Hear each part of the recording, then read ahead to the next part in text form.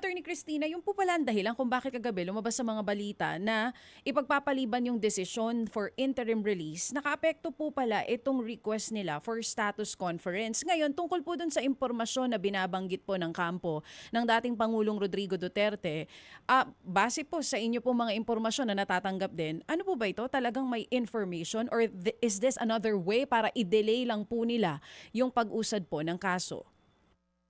Mukhang may laman yung impormasyon, palagay ko, at for me telling na sinasabi nila gagamitin nila sa depensa nila yung itong impormasyon at kung ano man ito ay mukhang may kailangan pang pagdaanang na kumbaga test o kaya, parang expert, may hinihintay silang expert Oo. na tumingin nitong impormasyon. Kaya, abangan natin. Ang hirap Opo. mag-ano, mag-speculate para hindi na rin, kumbaga malito yung mga tao, wag na tayong mag-speculate. Hintayin Oo. natin kung yung mismong depensa ang magsasabi kung Oo. ano ba itong impormasyon.